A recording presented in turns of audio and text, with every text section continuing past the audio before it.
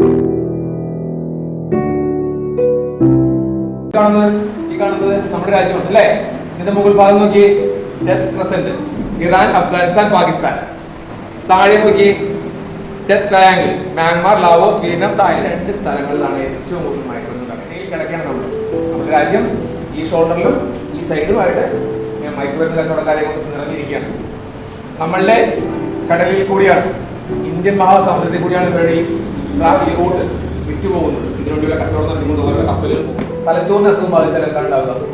ബാധിച്ച് വട്ടാക്കി മാറ്റി ഒരു സംഭവമാണ് ഈ മയക്കുമരുന്ന്. ആന്തരായി മാറുകയാണ്, പൂർണ്ണമായി തിരിച്ചു വരാൻ പറ്റാത്ത. ഇതെങ്ങനെയാണ് കാരണമാകുന്നത്? ഒരു തവണ ഉപയോഗിച്ച് കഴിഞ്ഞാൽ നമ്മളെല്ലാവരും പറയേ ഒരു തവണ ഉപയോഗിക്കാൻ പോലും ശ്രമിക്കരുത്. കേട്ടണമല്ലോ പറയുന്നത്. ഒറ്റ ട്രൈ പോലും പാടില്ല. അത് പറയാൻ കാരണം എന്താ? ഇതിനൊരു കുഴപ്പമുണ്ട്, മയക്കുമരുന്നിന് കുഴപ്പമില്ല. നമ്മളുടെ തലച്ചോറിൻ്റെ നമ്മുടെ തലച്ചോറ് ചില കാര്യങ്ങൾക്ക് അഡിക്റ്റായി. എല്ലാവരും നിയന്ത്രണം, അല്ലെങ്കിൽ അഡിക്ഷനിലേക്ക് വിട്ടുപോകും. മയക്കുമരുന്നിലേക്ക് അതിന് ആ ഒരു സ്കോപ്പേ ഇല്ല കേട്ടോ. മയക്കുമരുന്നിന് നിങ്ങൾക്ക് നിയന്ത്രിക്കാനോ കൺട്രോൾ ചെയ്യാനോ സ്കോപ്പേ ഇല്ല.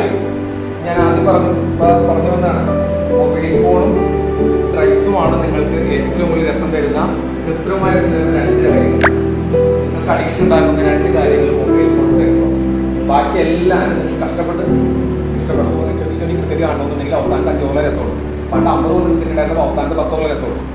നിങ്ങൾക്ക് മനസ്സിലായി? ഇതൊക്കെ അവസാനം മാത്രമാണ് രസം. അപ്പൊ അതുകൊണ്ട് മൊബൈൽ ഫോണിലേക്ക് വരുന്ന റീലുകൾ എന്ന് പറയുന്നത് അവസാനത്തെ 10 മിനിറ്റ് മാത്രമല്ല, 10 സെക്കൻഡ് മാത്രമാണ്. 10 സെക്കൻഡ് അല്ലെങ്കിൽ 30 സെക്കൻഡ് രസം മാത്രമാണ്. Full time happiness. ഒരിക്കലും ഒരു വികാരം ഫുൾ ടൈം നിന്നെങ്കിൽ നമുക്ക് സാധിക്കില്ല. താങ്ങാൻ എപ്പോഴും സന്തോഷമായിട്ട് ജീവിക്കാം. അപ്പൊ ഇനി താങ്ങി താങ്ങണ്ടേ? അന്നേരം വേണമെങ്കിലും 10 മിനിറ്റ് പോകും.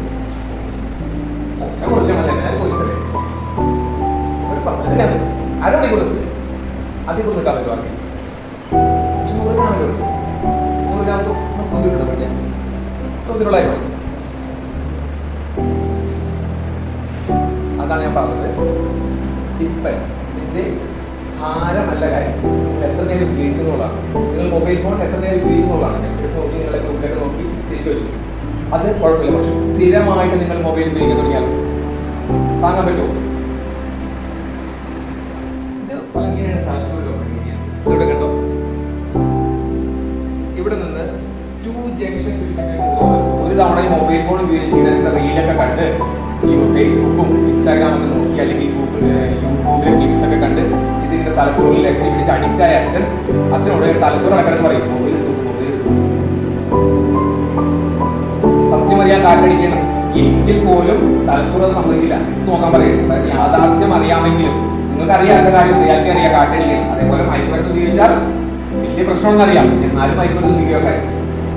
ഇതുപോലെ തലച്ചോറ് ഇത് പ്രേരിപ്പിക്കാൻ എടുത്തു നോക്കാൻ. സത്യത്തില് ഇതൊരു അസുഖമാണ്. എനിക്കെന്റെ അസുഖം ഞാൻ പെട്ടെന്ന് എടുത്തു. ഇതിന് ഫാൻറ്റം വൈബ്രേഷൻ സിൻഡ്രോം വരും.